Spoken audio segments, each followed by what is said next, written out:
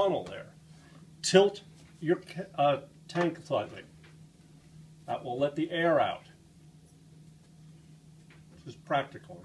You're in the kitchen, you just don't pour water in a funnel. You tilt it a little, let the air out one side. This is why in photography we start using cooking terminology. We're going to soup the film. Soup. Yes. I said soup. Soup. No soup for you.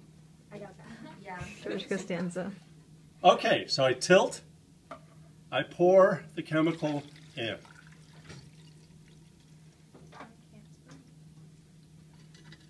And the moment goes in, put the lid on, I throw my timer, and I start agitating for 30 seconds. Very slowly. You're not making a mojito here. No rapid agitation, just gently rocking. For 30 seconds. And the reason you agitate is to get the chemical totally blended and immersed over your film. Just very gently. At the end of 30 seconds, I tap it to get any air bubbles off. And then the last thing I do is I turn it 3 times. Wait. What? Why would I turn it 3 times? The magic number? It's a magic number. No.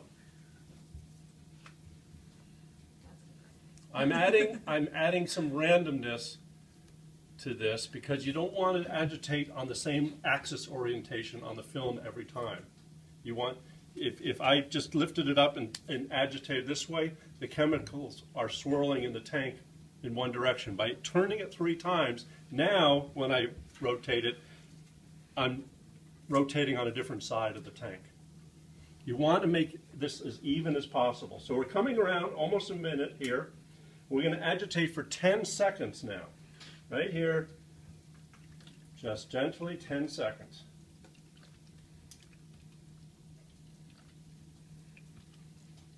No need to tap after the first time. Just place it down. 1, 2, 3. Do you do that every minute? Every minute for 10 seconds. Or you can do it every 30 seconds for 5 seconds.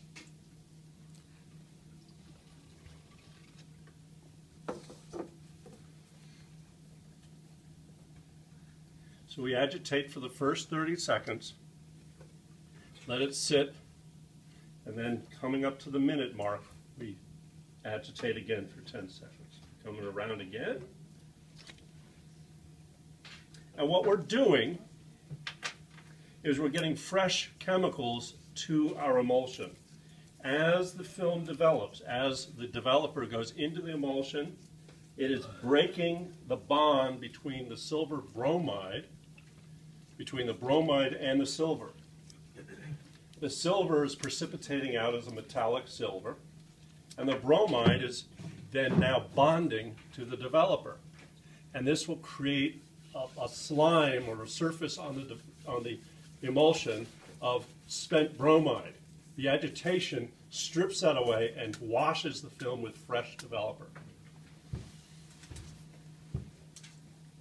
The reason the developer goes after certain silver bromide molecules and not others depends upon how much light hit it.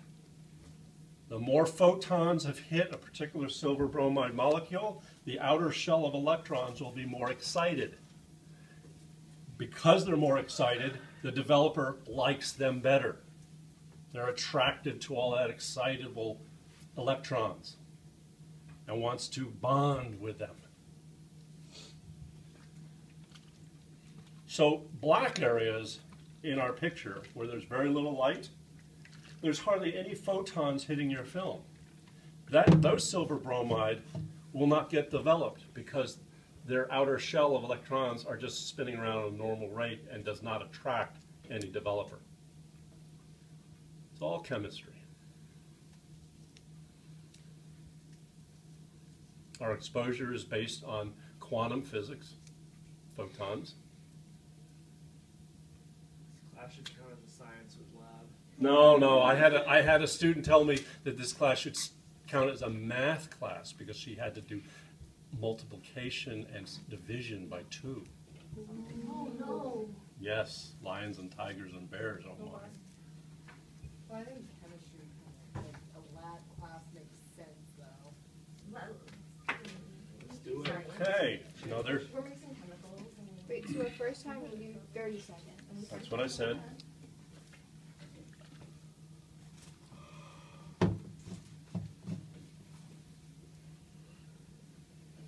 This is where you have your, your MP3 player, whatever, you're rocking out.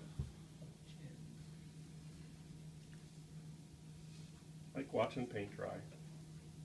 Do you do 9.5 minutes for every step of the process? No, Okay. just the development.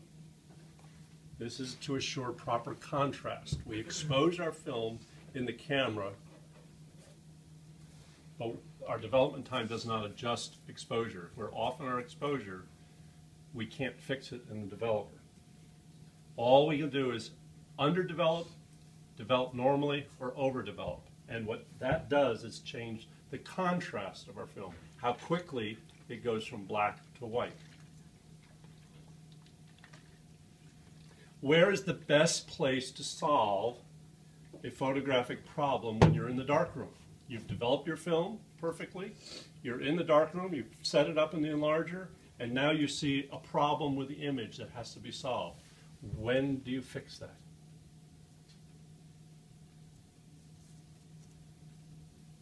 What do you mean, what kind of problem? All sorts of problems happen when you try to start printing your picture. What's the problem with the film? Problem with the image. How do you solve the problem with the image? You solve all your photographic problems at the time you take the picture. The more you get to the darkroom, the harder it is to solve those problems. We always solve our problems when we take the picture. So that's why I don't get about people with Photoshop. Oh, we'll just remove that. Why not remove it before you take the picture? You don't have to waste that time with your butt in chair staring at a screen. Yeah.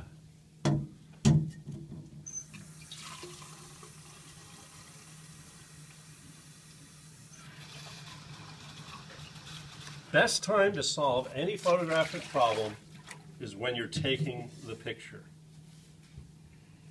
So what I'm going to do, after the next agitation, I'm going to put 26 ounces of stop bath into my beaker to get ready for the next step.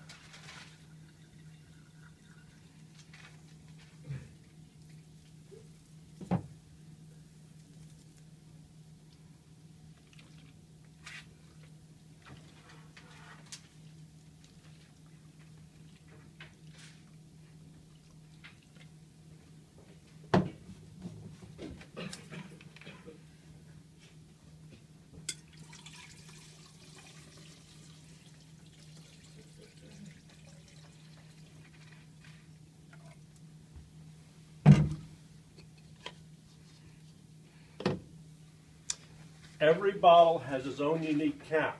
Don't put a stop bath cap on the developer cap. Don't put the fixer cap on the developer. Make sure you have the same, because you'll contaminate your chemistries. If you accidentally pour a chemical in the wrong bottle, don't leave it. Dump the whole bottle down the drain. Send me an email. We'll fix it. Do not leave something behind that can screw up another person's film. Part of the honor code. Do no harm. No problem. We use so little chemistry. Most of this stuff in stock solution is water. So if you accidentally pour something in the wrong bottle, throw it down the drain. Just let me know and I'll make it fresh.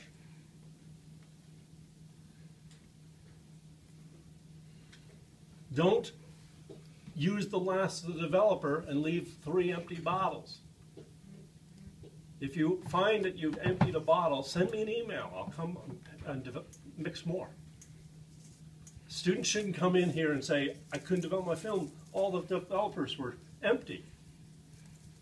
You have an honor code. You use the last of the film, you tell me. Okay, so about 10 seconds before we hit the clock, we start dumping out because it takes about 10 seconds for me to put the chemicals in. Okay? And now, I pour the stop bath in. This is stopping the development. The stop bath is for, just like the paper, is for 30 seconds. So I'm going to throw this to 30 seconds. And I'm going to agitate for the entire 30 seconds. Does that differ depending on the film? Stop bath for all films. Good question. All films get 30 seconds of stop bath. We agitate for the 30 seconds. All you're doing is stopping the development. At the end of 30 seconds, take the lid off, and we pour it back into the stop bath chemistry. If it's not yellow, that means it's exhausted. If it comes out blue, then the whole bottle should be dumped. Just tell me, and I'll mix fresh stuff. Okay, so that's stopped. There's no urgency, no rush now, so we can rinse that off. Now we're going to go to the fixer. And the fixer, just like our paper fixer, is 3 minutes. But since our developer has stopped, we don't have to rush around. We're just going to pour the 26 ounces fixture in here.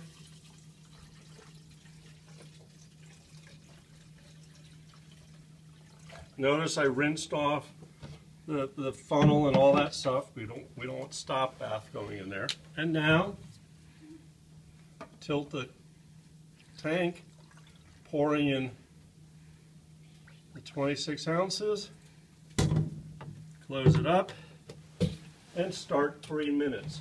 Agitate for the first 30 seconds. Make everything consistent.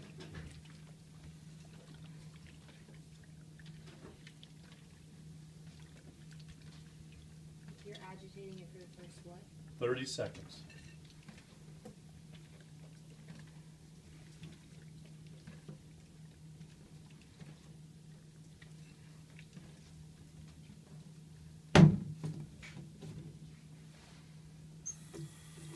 And when you have that break, clean that off.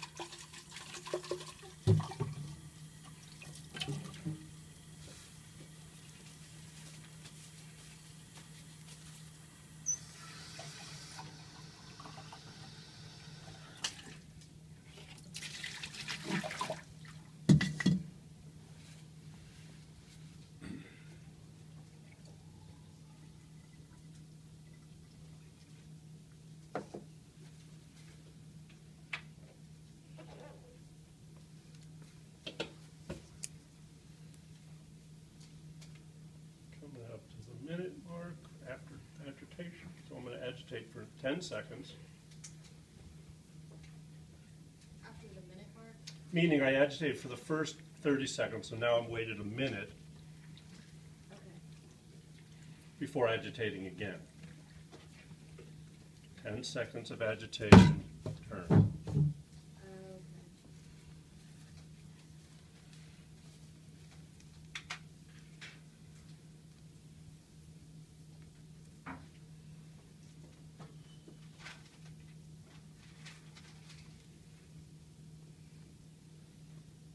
You still do 3 turns? It's just a good habit to get into. I don't even think about it now. It's just part of the agitation process, part of muscle memory.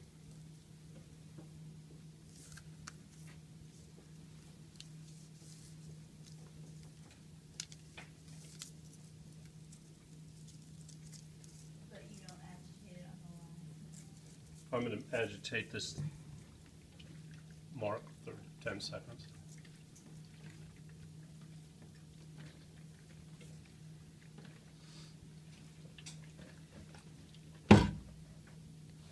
Do you not turn it? I'm going to dump it out. Oh, so does that.